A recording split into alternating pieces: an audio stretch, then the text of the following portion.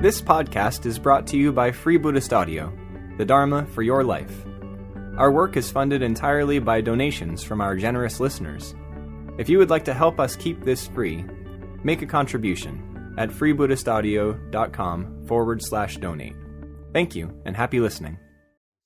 What I want to do in the coming weeks is to explore, to the extent that I'm able, that wonderful, incredible 8th century Buddhist text, the Bodhicharyavatara, the entering into the path of practice or the way of life of a bodhisattva, the guide to the bodhisattva's life as it's variously translated. And as you can see, there's a painting here of Shantideva that Aloka painted many years ago, and which was actually donated to us by an order member who'd gone on from beyond the order now. When he was an order member, his name was Padmavyuha.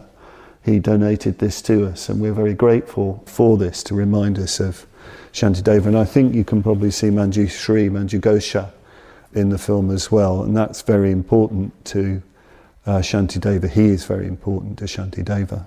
I want to offer this series of talks to Urgyen Sangharakshita, to Bhante Urgyen Sangharakshita. This is an offering to him as well as an offering to everybody in the community and everybody in the world, but particularly I want to offer it all up to Bhante. Bhante is not just the founder of the order for me. He's my teacher, my preceptor, my Kalyana Mitra. He is the man, I would say, more than anybody, who's introduced me to the Bodhisattva path. Many things are said about Bhante, but from my point of view, I really believe he exemplified a Bodhisattva's practice.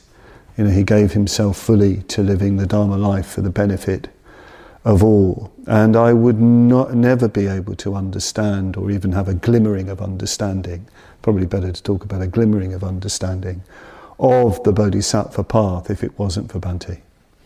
It really is very, very simple. I have enormous gratitude for the riches of the Dharma, and in particular the riches exemplified in the language of the Bodhicitta, the arising of the Bodhicitta, the Bodhisattva path, and indeed the Bodhicharyavatara. So I offer this to my teacher, this series of talks to Bhante.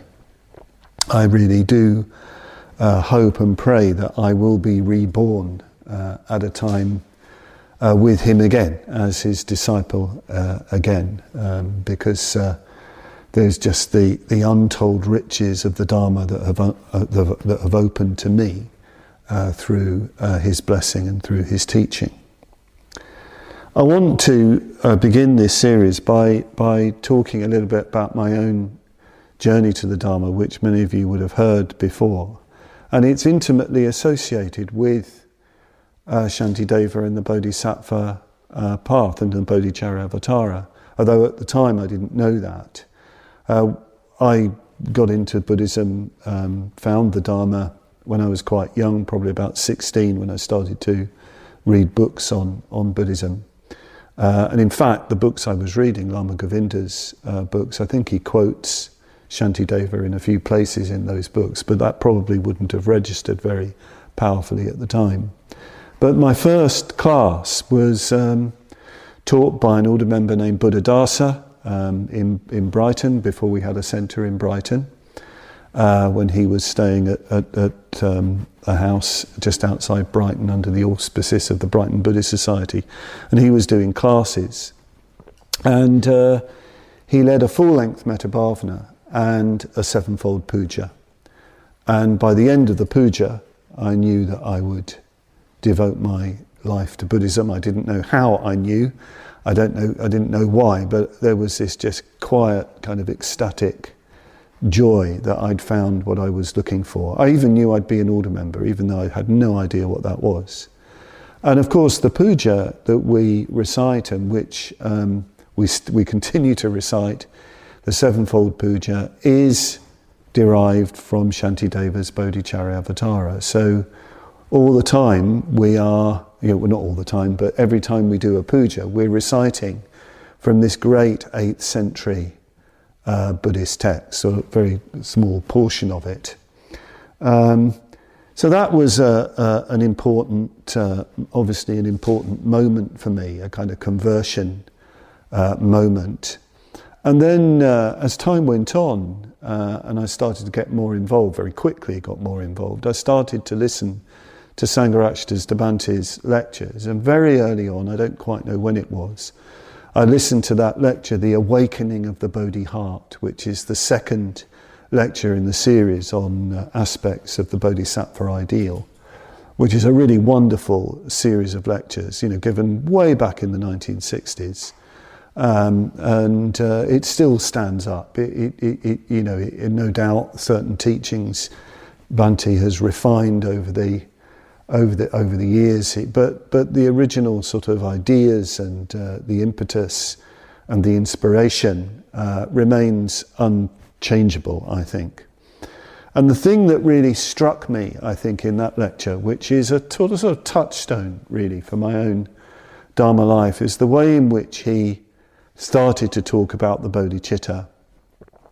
He took up this idea that an early translation of bodhicitta, or it's still translated like this, as the thought of enlightenment, because you could translate bodhicitta as the thought of enlightenment. Bodhi, enlightenment or awakening, citta, thought.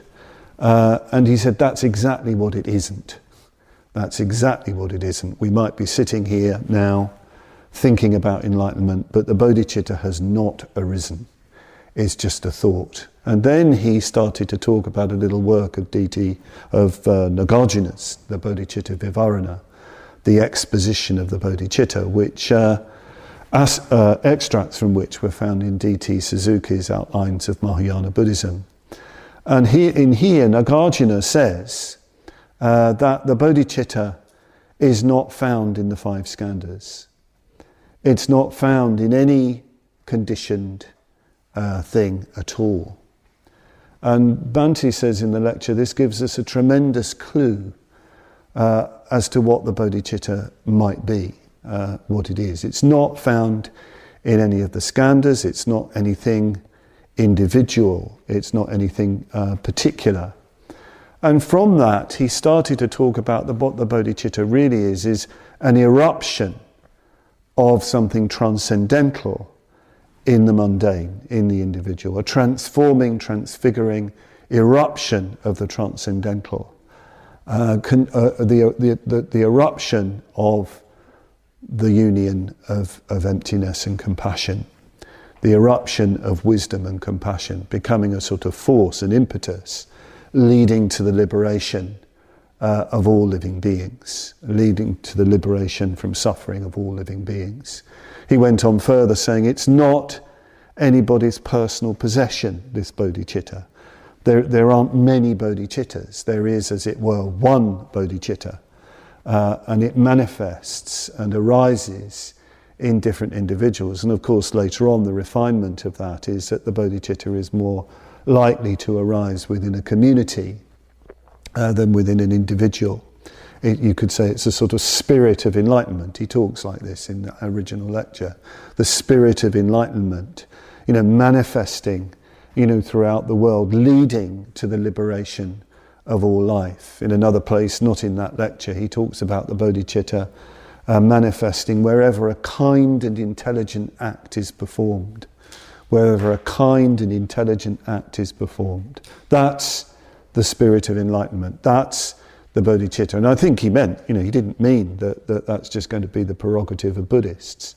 It's going to be, the bodhicitta is there wherever there is kindness and intelligence.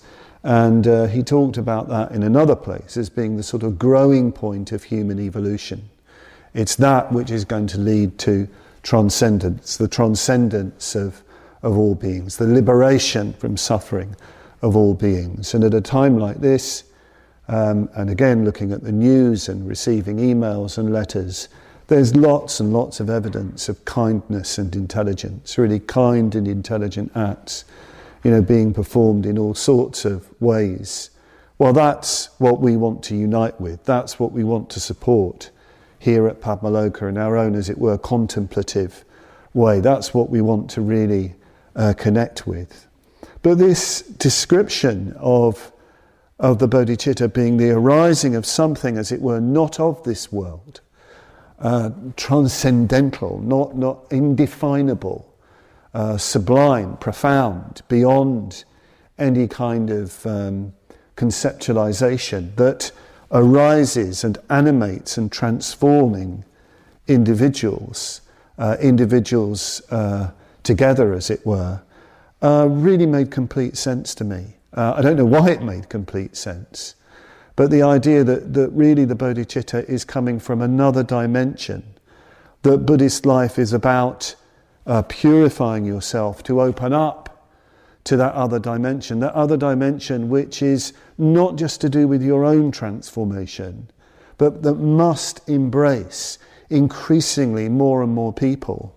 That made complete sense intuitively early on. I don't know why it made sense, but it defines my Buddhist life. I don't mean that makes me incredibly successful in my Buddhist life, not at all. But this idea that there are those, if you like, different elements to a Buddhist life, that you're opening to something greater than you, that transcends self and other, and it transforms you and purifies you, and you actively cooperate with that, and you're thinking not just in terms of your own development of welfare, but to include more and more people, in principle all of life. That made complete sense to me, and it still makes complete sense to me. And I acknowledge that I'm not, I meet people who tell me about their life, and it's clear that very early on they have very, very deep feeling for life, for human beings, and it's expressed, and for all living beings, and it's expressed in the vocation that they take up, the work that they do, maybe in health work or social work or activism or even politics and so on, or community service of one kind. I've met people in the police force with that attitude. I'm not like that. I'm not somebody who has that kind of calling. I'm not somebody, in a sense, sort of, from an early age, kind of concerned with the welfare of the world or anything like that. But it makes complete sense to me that a Buddhist life must be about that.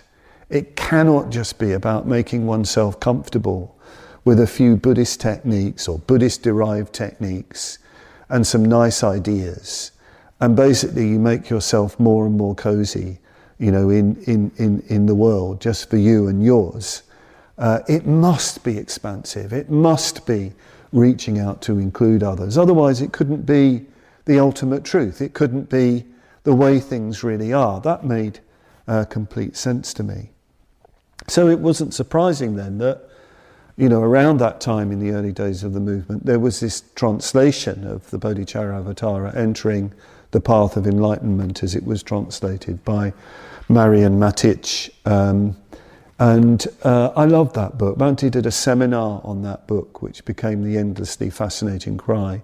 It was his first seminar, the first study seminar that he did in the order in Norfolk, not here, in another place in North Norfolk. And I got hold of that book. I even managed to get hold of an early version of the unedited seminar transcript.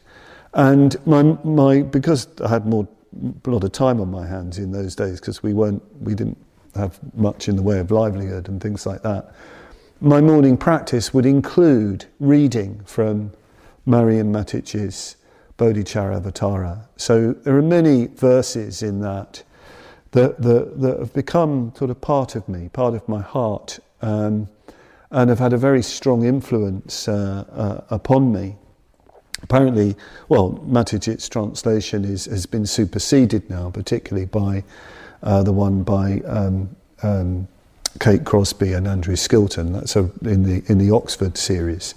That's a really wonderful translation of the Bodhicharyavatara. But even so, that early translation made a great impression upon me. So it's been an inspirational text, the Bodhicharyavatara, for me. A great inspirational text, and it's something that I continually reflect upon. It's very interesting. I'm reading a book of readings by different academics, some of them Buddhists, in the Bodhicharyavatara. And one writer was saying that, you know, a text like this, traditional text, as it would be in many traditional societies, certainly Buddhist texts, they're not meant to be read as we read now. Texts like this, like the Bodhicharyavatara, are supposed to be enacted, lived out. They have a kind of power, as it were, in themselves. So you read them to act, to live. That's the whole point of them. And indeed, that, you know, there are certain sections of the Bodhicharyavatara that are ritually enacted, particularly the puja verses and the dedication verses. So it's very important, I think, that we make the text live as much as possible. And I hope my talks will do something like that. I want to say a little bit about Shantideva before we get into the first chapter of the text. So there's very little known about Shantideva. Shantideva means the god of peace, the deity of peace. Very little known about him. Most of the material we have is probably legendary, although that has a particular kind of meaning to it. He seems to have come from Western India, in what is now the state of Gujarat, and he was from a kshatriya, a warrior family. He went forth and he became a monk at the great monastic university of Nalanda. You know, so 8th century Nalanda is really at its peak. It's the sort of high noon of Indian Buddhism, really, this tremendous centre of learning and spiritual practice.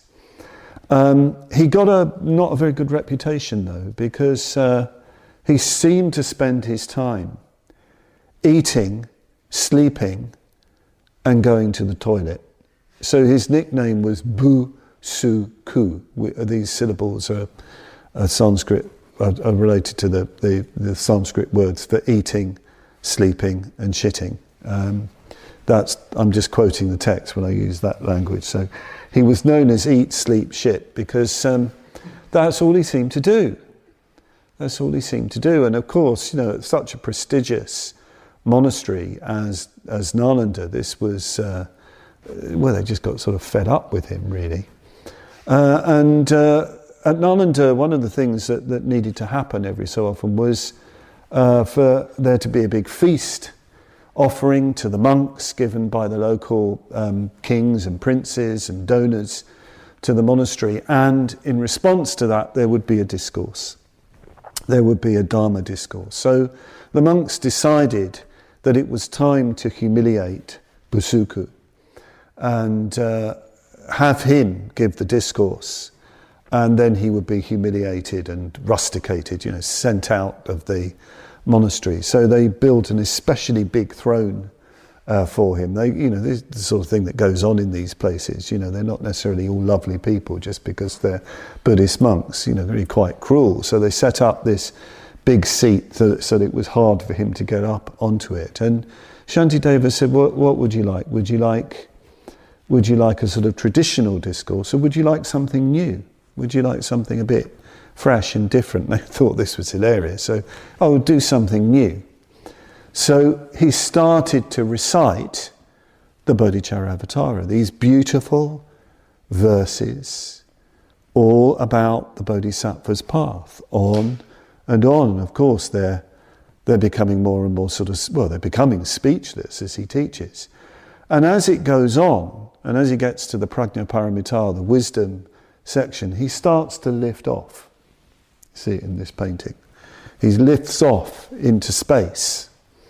And when he gets to verse 34, they say, of the Prajnaparamita, the perfection of wisdom section, which is a particularly difficult section. I'm not going to try and tackle it when we get to that. I might make a few points. But he says in verse 34, when neither being nor non-being remain before the mind, then, with no further activity, one finds peace. At that point, he disappeared into space. And I think that the rest of the Bodhicharyavatara was recited from space. And they're all completely stunned. And the next place Shantideva turns up, or Busuku turns up, is in the Mahasiddha literature. He's listed as one of the 84 tantric siddhas, living in a mountainous region with tribal people, bringing the Dharma to a very different kind of community. So I like to think that he's putting his bodhisattva ideal into practice. And what the monks hadn't realised was that Shantideva's practice was happening at night. It wasn't happening in the day. In the day he might have been eating, sleeping and going to the toilet. But at night he was in touch with Manjushri, Manjughosha, who initiated him into the Arapajana mantra and was teaching him the Dharma. So the Bodhicharyavatara comes from the bodhicitta itself in the form of Manjushri, a direct transmission to Shantideva. So it's a wonderful story of Shantideva, and you can see sort of hints of it perhaps, and why this story would develop in the Bodhicharyavatara itself, because you have the sense at times there are different almost voices in the Bodhicharyavatara, or different ways in which Shantideva is speaking. Sometimes he's directing the teaching to everybody. Sometimes he seems to be, a lot of the time, he's talking to himself. And you get the sense of something extraordinarily sublime has happened to this man. Something has arisen, something has descended, but the material that he's in relationship with in himself is very challenging. I'll have something more to say about that in a moment.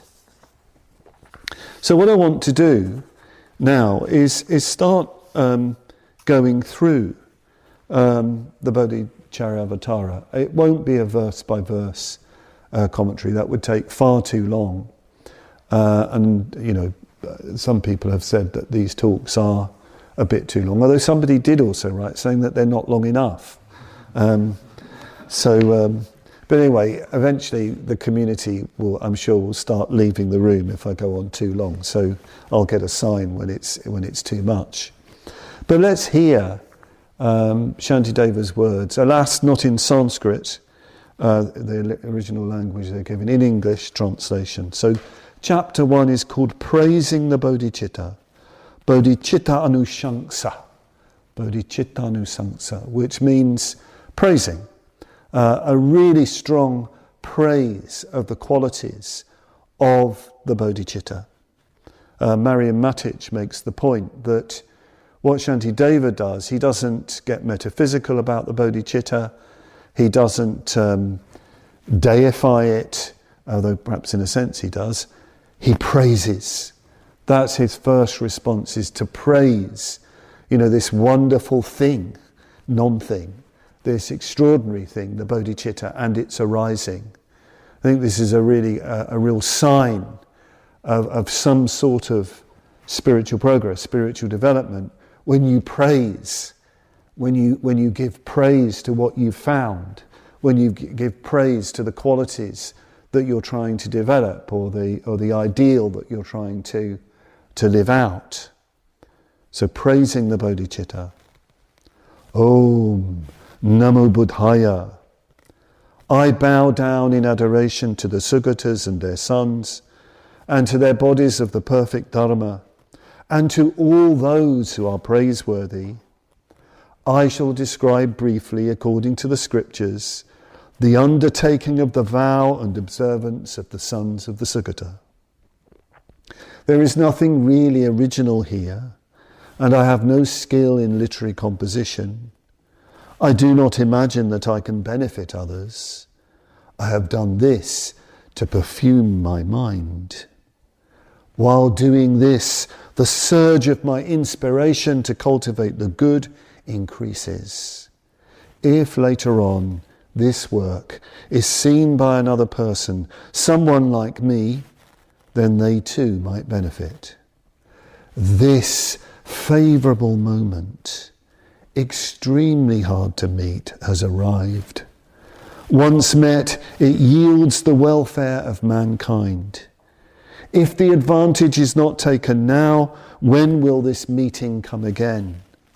At night, in darkness thick with clouds, a flash of lightning gives a moment's bright vision. So sometimes, by the power of the Buddha, the mind of the world might for a moment turn to acts of good. The brightness is hard to obtain constantly, while the forces of evil are vast and terrible. What other good could conquer those forces if there were not the perfect bodhicitta? So I just want to make a very few comments on some of these verses. He starts off, of course, as a traditional Buddhist would, by bowing down to the Buddha, the Dharma and the Sangha, particularly to the Bodhisattvas and to all those who are praiseworthy. So that's the first thing, a bowing down and opening up. You notice this phrase, the sons of the Sugata. The Sugata Putra. Sons is the literal translation of Sugata, or and so on. But of course, these days in translations, it's often translated as the offspring of the Buddhas or the child of the Buddhas. But personally, I don't find those translations entirely satisfactory. Sons of the Buddha, but if you're obviously a woman, daughters of the Buddha. There are daughters of the Buddha. There are female bodhisattvas. So this is really important. So if I say sons and so on, do add in daughters. That's quite important. Shantideva's not concerned to be original. He says it's a sort of new work, but he's not concerned to be original just for its own sake. He's not concerned with novelty or anything like that.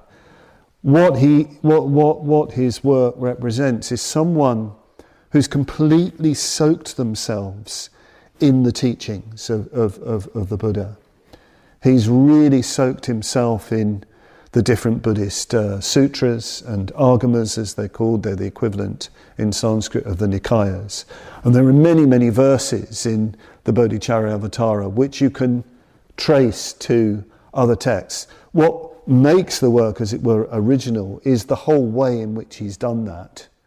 It's coming out of an intensive engagement with Buddhist practice, with Buddhist living, with Buddhist study. But it's coming out of his soaking himself in the tradition. And I love this phrase, I've done this to perfume my mind.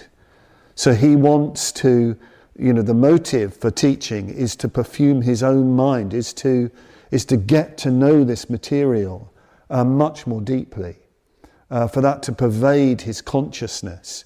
I must admit, I don't know if it's something to do with it being an extroverted character, but I find that I learn more through communicating the Dharma.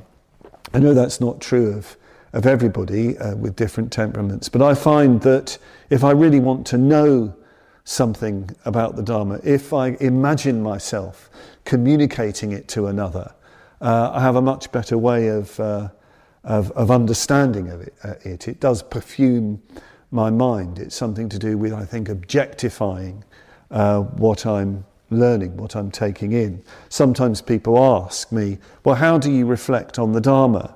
And one of the ways I explain, I said, well, imagine you're explaining what you've studied to someone else. Just create that sort of drama in your own mind. Imagine you're doing it and see what that feels like. You might find that you're getting a much better understanding of what you've studied in thinking about explaining it to others. So he wants to benefit himself, but of course, if others find it helpful, if they find it useful, well, he's very, very glad of that. And he wants it, he's doing this to, this lovely phrase, while doing this, the surge of my inspiration to cultivate the good increases. That in communicating the Dharma, in teaching the Dharma, to use that expression, it's so that the surge of your inspiration to do good, the word is kushala, to be skillful, increases. That's why we communicate the Dharma. That's why we communicate together the Dharma, so that we're more inspired to behave skillfully, to go in the direction of enlightenment. And then we have this very, very wonderful phrase. This favourable moment, extremely hard to meet, has arrived. Once met, it yields the welfare of mankind. If the advantage is not taken now, when will this meeting come again? So the favourable moment, the kshana sampad. Moment is kshana in Sanskrit. The favourable is sampad. The kshana sampad, the favourable moment. It's really, really important. Sometimes the word kshana is identified with human life itself. So human life is a moment. You know, in the traditional Buddhist conception that is of endless time, the endless caravan of rebirths going on and on. So this human existence is just a moment. It's just a flash. And of course, a human life, the moment of human life, the duration of human life, is made up of tiny moments. So Shantideva is saying this is the favourable moment. Right now is the favourable moment. As a human being, we have everything we need. We have this, I've mentioned this in other talks already, this precious human existence, this precious human moment, this very, very special life form, not said with any kind of arrogance or conceit or any kind of biblical resonance or anything like that the world is created for us. It's just a fact. Human life is very, very precious. We have incredible freedoms, we have incredible leisure, actually. We have this remarkable consciousness. We're not just locked into sense consciousness. We have this reflective consciousness. We can reflect upon our experience. Because we can reflect upon our experience, we can practice ethics. We don't have to act out our desires or our aversions. We can put a pause in between instinct and action, and we can behave ethically. We can treat people as they ought to be treated. We can even have a vision, because of this consciousness, of enlightenment itself, indeed of the bodhicitta itself. We have this remarkable consciousness, and it's an extraordinary moment in our continuum of lives. So he's asking the question, because we have this precious human moment, this precious human opportunity, if we don't take advantage now, when will the opportunity come again? We sort of assume that things are going to go on in the same way forever. Well, how rudely have we been awakened in these last months? Things are not going to be the same. Things aren't the same. Our lives, everybody's lives, are profoundly changed. And all the dependencies that we had on, and all the securities that we had, have gone. Well, not all of them, but a lot of them have. So we've been thrust into this, very extraordinary situation. And it's time to ponder. The moment has come to really ponder our lives. The preciousness of human existence itself, stripped of all the usual things that we do. What is this life for? What are we supposed to be doing with this life? What can we do with this life? What do we really value? So it's very important to wake up to the moment of human life and the moments that make up a human life. Not with incredible anxiety or tension, but especially coming into a sense of deep appreciation for our human existence. Starting with that, deep appreciation for our human existence. And then very feelingfully, he has this wonderful phrase, "At night, in darkness thick with clouds, a flash of lightning gives a moment's bright vision. So sometimes by the power of the Buddha, the mind of the world might for a moment turn to acts of good." This is quite a phrase. It's quite a phrase to ponder, and I've noticed looking at different commentaries and interpretations, people seem to have different kind of takes on it. But let's just take this phrase. So sometimes by the power of the Buddha, the Buddhanubhava, the majestic power of the Buddha. So something has opened up for us.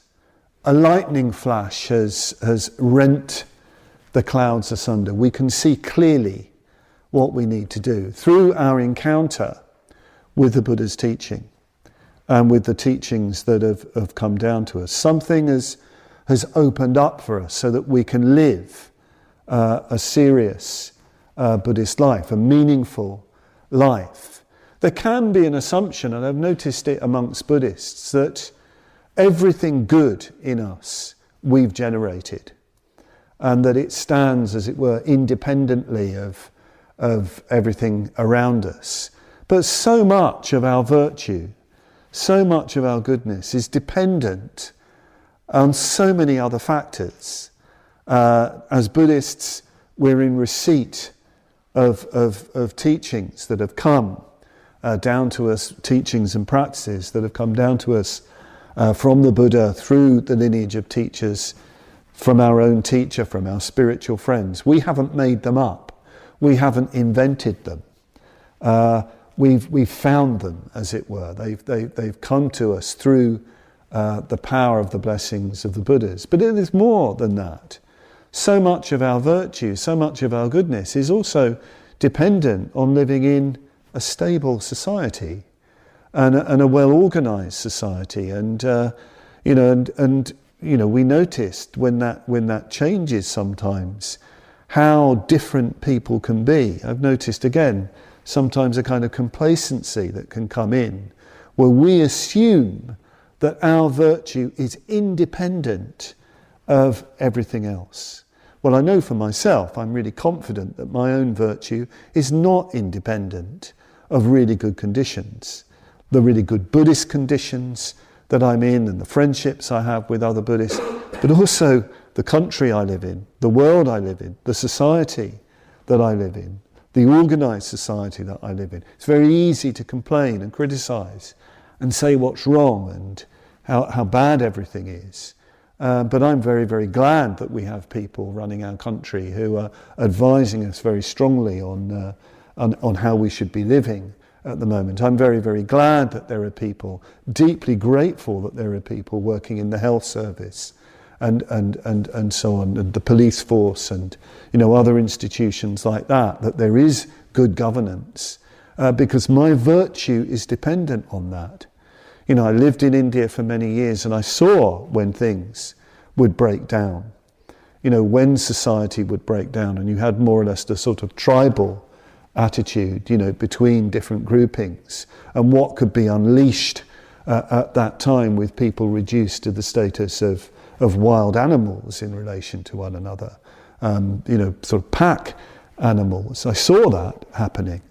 Well, at the moment, we and I hope and pray it will continue, we're not in that position. So my virtue is very, very dependent on good conditions.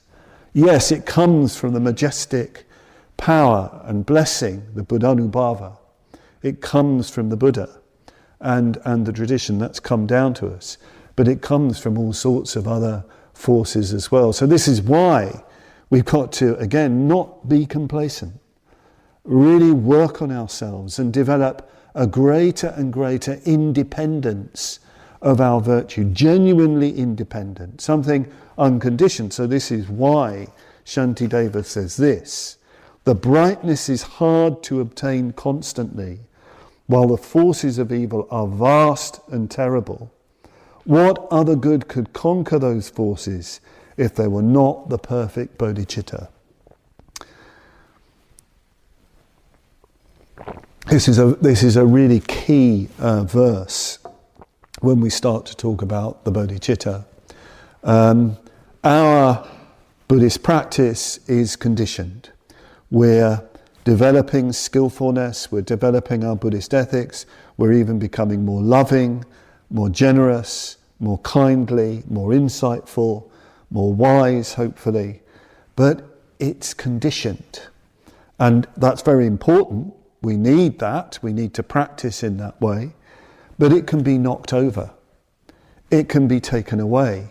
In fact, all of our, all of our structures, both within ourselves and all around us, can and indeed will be taken away. I'm sitting in this amazing shrine room. I'm sitting in this amazing place called Padmaloka, which has, had so much love and attention gone into it over decades, and it's sort of grown and developed, in that time with all the different contributions from so many, individuals, so many different communities over the years, and we're really reaping the fruits of that.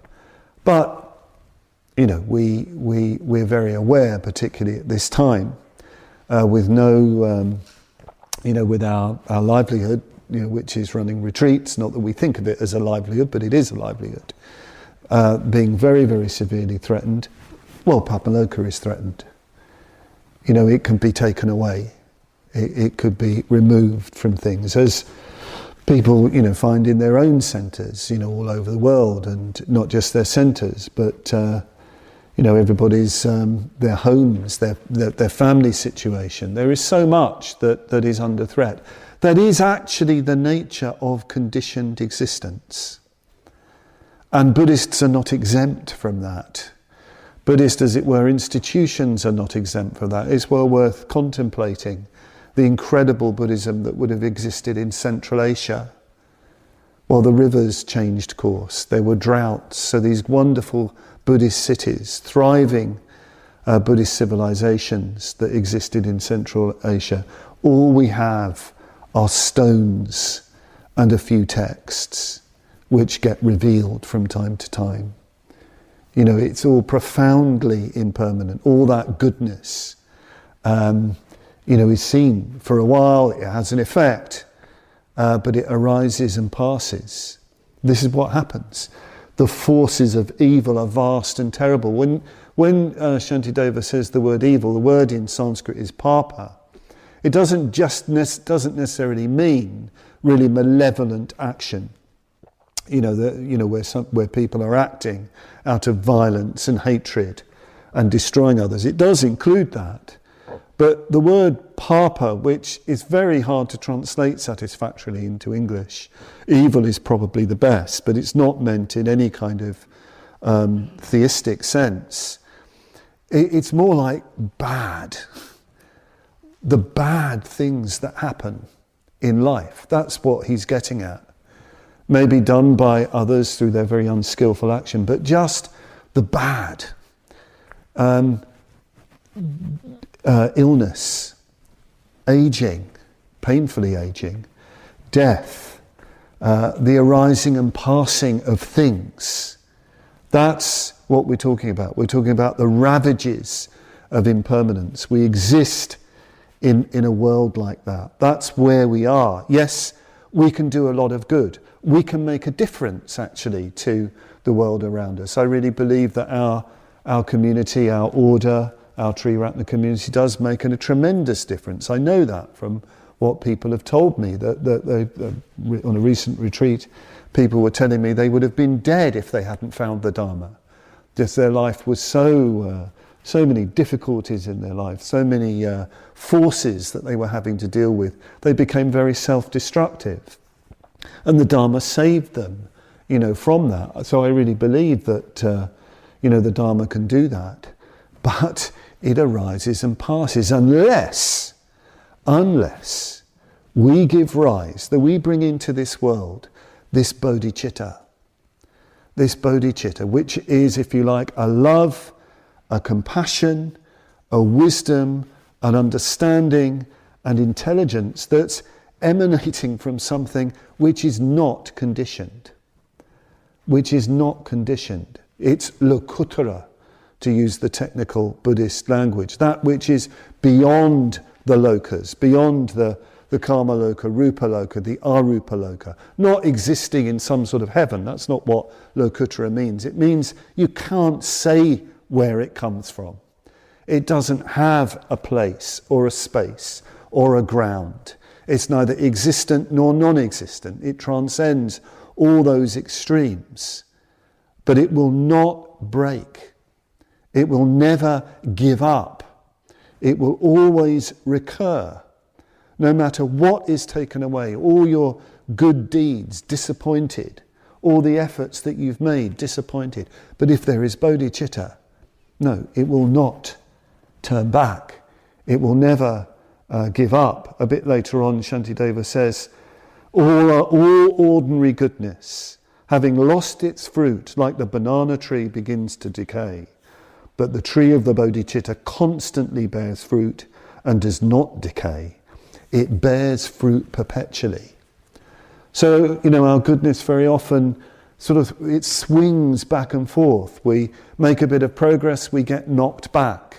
We do something good, then there's maybe a reaction. It arises and then it's disappointed, it's frustrated by the circumstances of life. The bodhicitta isn't like that. It begets and it does not decay. It bears fruit perpetually. So the bodhicitta is the endlessly creative mind, the endlessly creative consciousness that will keep coming back, that will keep responding to the world. So that's what we're concerned with getting in touch with. It's what Shantideva wants to develop in the stream of his being, as it were, what he wants to be transformed by. As the text goes on, he tries to explain what this is like. This is the benefit, the bodhicitta, discovered by the lords of the sages, the Buddhas, after meditating for many eons, whereby deep welling happiness easily elates immeasurable masses of beings. That's what the bodhicitta does. Those who long to transcend the hundreds of miseries of existence, who long to relieve creatures of their sorrows, who long to enjoy many hundreds of joys, must never abandon the bodhicitta. There you have it. This is what the bodhicitta is concerned with. It's concerned to bring about the ending, the transcendence of all suffering, of all life. It's concerned with that, with you and with others, and it's concerned to bring happiness, to bring bliss, endless bliss. It's quite startling when you read Shantideva's words, his vision of the bodhicitta. He's really trying to evoke something for us that we can somehow picture and visualize, within our minds, within our consciousness, that we're orientated to now. So all of our goodness, all of our efforts for goodness are to open up in the end to this bodhicitta, which brings about the transcendence of the hundreds of myriads of existence, that relieves creatures of their sorrows and brings about the joys of life, the greatest possible joys. Then a couple of other verses and I'll close. When the bodhicitta has arisen in him, a captive in the prison of existence, he is straightway hailed a son of the Buddhas or a daughter of the Buddhas, to be revered in the world of gods and men. Taking this impure image of the human form, the bodhicitta transmutes it into the priceless image of the jewel of the conqueror. Grasp tightly this highly potent quicksilver elixir known as the bodhicitta, which must be thoroughly worked. These very, very key phrases in this first chapter. So when the bodhicitta has arisen in him or her, a captive in the prison of existence, in Skilton, Crosby and Skilton's translation, they translate a captive in the prison of existence more literally as a wretch. They use that word wretch, very, very strong language. Old Buddhists don't mind strong language. I mean, we probably don't like the idea of thinking of ourselves as a wretch. That means somebody wretched. Now, it's very interesting that Shantideva should use this language. You know, very often people can feel that they're not good enough, that they're not good enough to lead a Buddhist life, that they're not good enough to give rise to the bodhicitta. Sometimes we can wring our hands. I certainly wring my hands when I sort of realise I've been practicing the Dharma for 4 decades and progress seems to be, well, not just negligible, non-existent. You know, I can feel a wretch on that occasion. And I'm not alone. I know I'm not alone because people tell me these things. It's very, very interesting. There's a whole discussion in Shantideva's other work, the Shiksha Samuccaya, the compendium of training, the compendium of discipline, which is a wonderful work. It was found, according to the legend, in his cell after he'd vanished. This other great work that he was working on, some core verses illustrated with the most choice and amazing quotations from different sutras. And in fact, we have knowledge of certain Mahayana sutras that have been lost in Sanskrit because of Shantideva's compendium.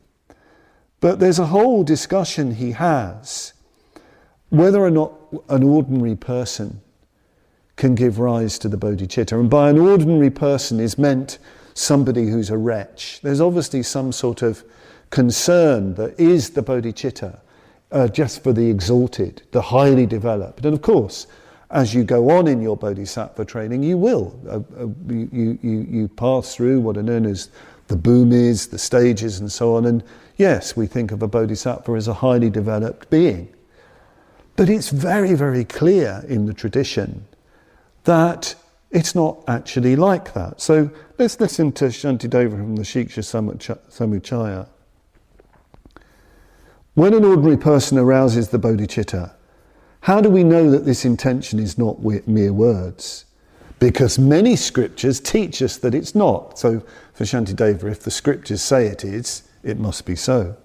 For example, we are taught in the Vimalakirti Nidesha, when someone has a false view of real selfhood, the size of Mount Meru, so in other words, a complete egomaniac, when somebody like that arouses the bodhicitta, because of that, the qualities of a Buddha grow in that person. And another sutra, the Ratnakaranda Sutra, the Casket of Jewels Sutra, declares, an ordinary person can be a bodhisattva. Well, I looked up the whole of the passage from the Vimalakirti Nidesha. He goes even further. Noble sir, this is Manjushri actually talking, noble sir, one who stays in the fixed determination of the vision of the uncreated, in other words, someone who's got a vision of emptiness just for themselves, as it were, is not capable of arousing the bodhicitta. However, one who lives among created things, in the minds of passions, without seeing any truth, is indeed capable of arousing the bodhicitta. Noble sir, flowers like the blue lotus, the red lotus, the white lotus, the water lily, and the moon lily do not grow on the dry ground in the wilderness, but do grow in the swamps and mud banks. Just so, the Buddha qualities do not grow in living beings certainly destined for the uncreated, but do grow in those living beings who are like swamps and mud banks of passion. Phew. Likewise, the seeds do not grow in the sky, but do grow in the earth. So the Buddha qualities do not grow in those determined for the absolute, but do grow in those who arouse the bodhicitta after having produced a Sumeru-like mountain of egotistic views. So it's a great relief, isn't it? That what a wonderful relief. You know, us in the mud banks of passion, the swamps of passion, full of egotism and self-centeredness, we can develop the bodhicitta. We can develop the bodhicitta. Don't be downhearted. We can develop the bodhicitta. And then there's something really feelingful. This is from another sutra. Manjushri, it is like this, for example, a baby sparrow. This is springtime, after all. A baby sparrow that is still inside the enclosed space of the egg, has not broken through the egg, and has not come out from within, but still produces the call of the sparrow. Manjushri, the same way, a bodhisattva who is still inside the enclosed space of the egg of ignorance, who has not broken through the view of self, and who has not come out of the threefold world, lets loose the call of the Buddhas, the cry of emptiness, unconditioned and untrammeled. It's wonderful, isn't it? And it can feel like that our aspiration is like that little cheep of a baby sparrow trying to get out of that egg.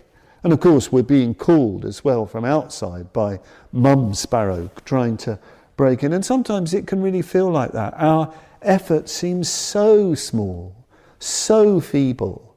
And yet think of that sparrow, that little sparrow, that life, you know, breaking out of the shell of ignorance. This is what the bodhicitta is like. Our material might be very unpromising. I think you quoted Satyaraja Bhante the other day that the bodhicitta can arise in even the most unpromising of material, something like that.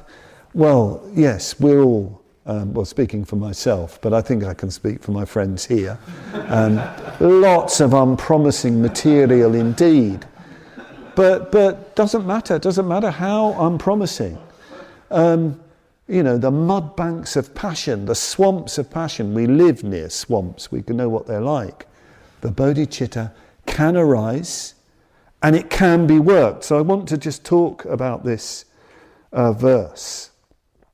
Taking this impure image, the ashuchi pratima, the impure image of the human form, the impure image of the human form, very interesting expression. This is, as it were, not the real human form. It's the impure form of the human being. Perhaps that's what it means.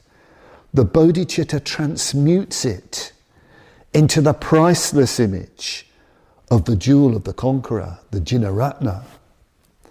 Grasp tightly this highly potent quicksilver elixir, the rasa of Indian alchemy, known as the bodhicitta, which must be thoroughly worked or struck, vedanya, must be worked into us.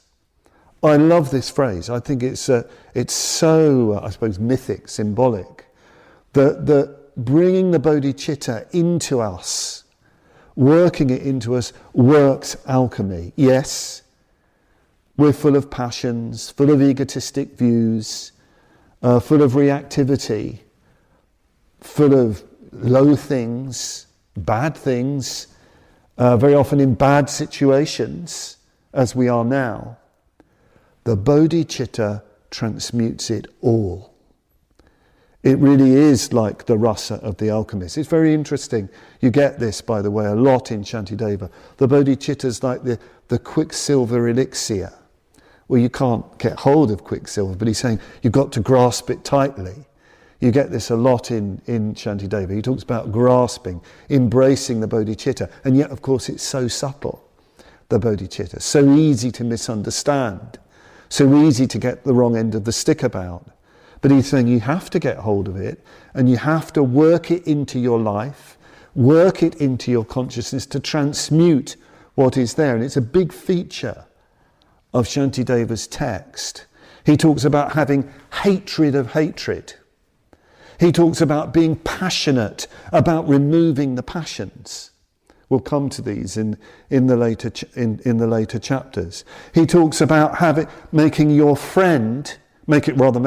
enemy your greatest friend, because he teaches you patience. Or your greatest teacher, your greatest guru, because he teaches you, or she teaches you patience and forbearance. So everything starts to get reversed in the Bodhicharyavatara. The bad situation is actually the most favourable situation. These circumstances that we have at the moment, yes, well, we know how terrible they are for so many people, and we don't make light of that in any way. But for us, living here, we are in enforced retreat.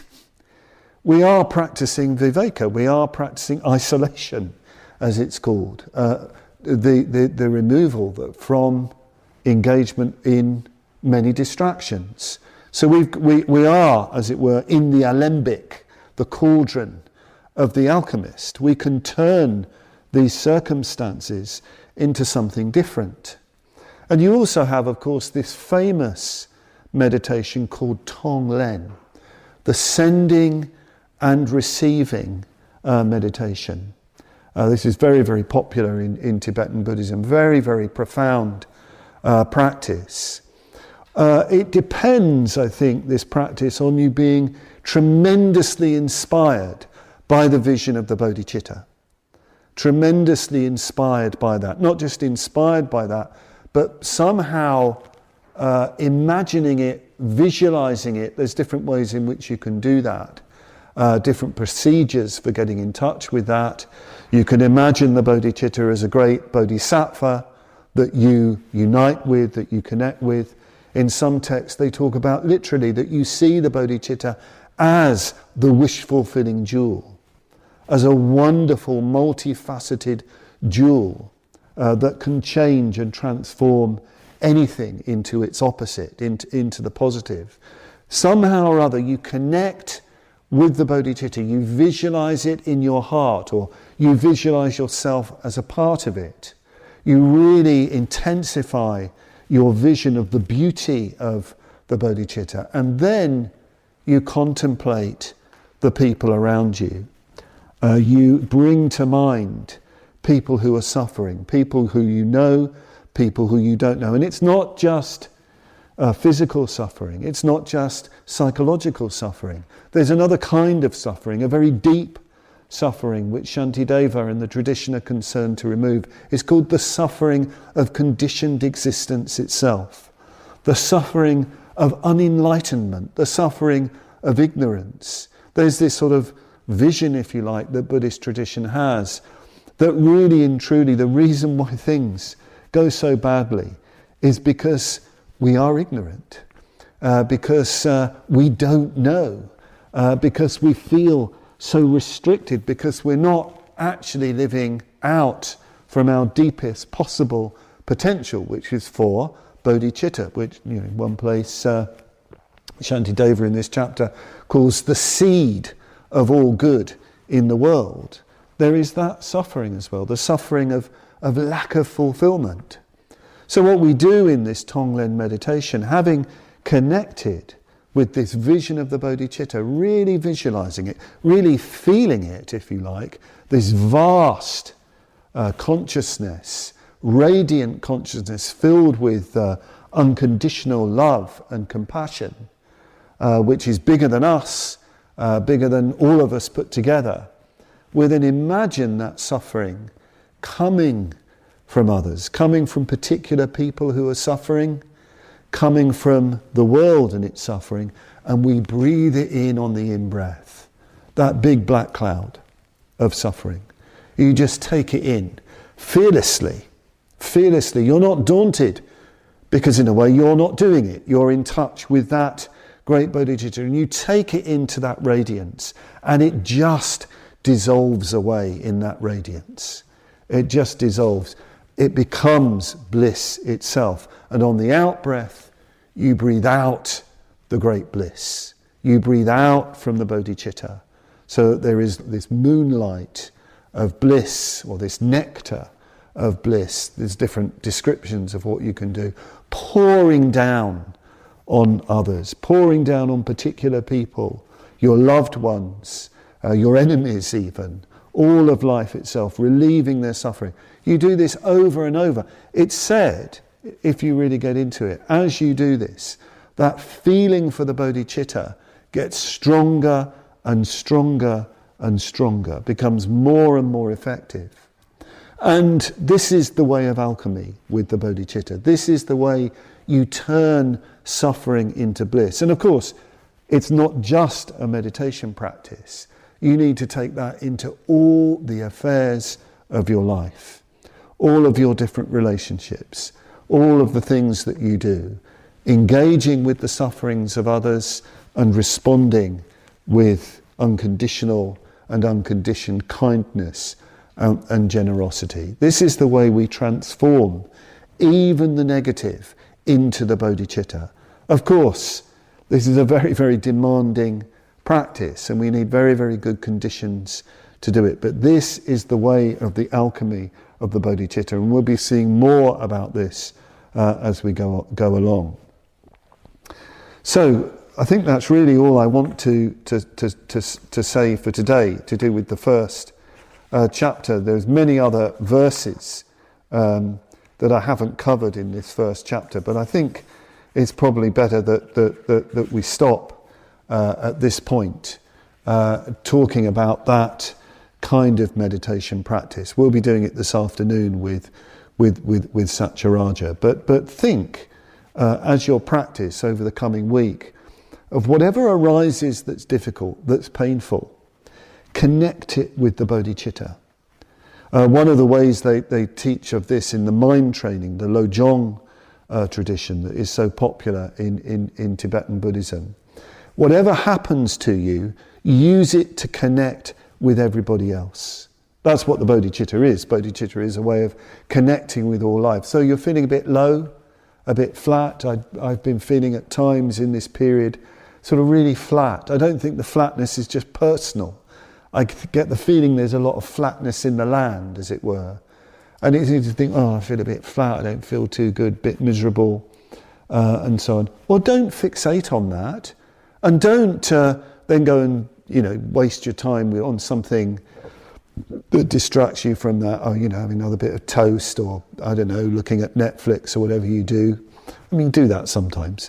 But the real practice of alchemy here is to think, may all the feelings of flatness in all living beings come into me. And may they feel buoyant. May they feel joyful. May all the feelings of depression all around me, come into the bodhicitta. And may people feel elated. May they feel pleased. May they feel satisfied. Feeling a bit grumpy, a bit resentful, may all those suffering from grumpiness and resentment, may I take all that in. I'll have that. I can have that because I'm in touch with the bodhicitta. May everybody be filled with happiness and well-being and love for one another. They do this religiously in the Lojong training, any time of the day. Feeling bored, may the boredom of all living beings come into me, pour into me. May everybody be interested. May everybody be interesting. So it's this wonderfully generous, expansive response to what's happening. You use whatever's happening to connect with all life around you and to connect with bodhicitta. You don't shrink back. When things are difficult, we shrink. We become so tight. The bodhicitta is the exact opposite. It's this softening, it's this expanding, it's this opening, and it's this intention to feel this sense of what Bhante and what Subhuti have called the solidarity with all of life, so that we connect with all beings, and in the end, we connect with all beings, so that all, in the end, at some unimaginable point in the future, will be liberated, will be Buddhas. Thank you. We hope you enjoyed this week's podcast. Please help us keep this free. Make a contribution at freebuddhistaudio.com/donate. And thank you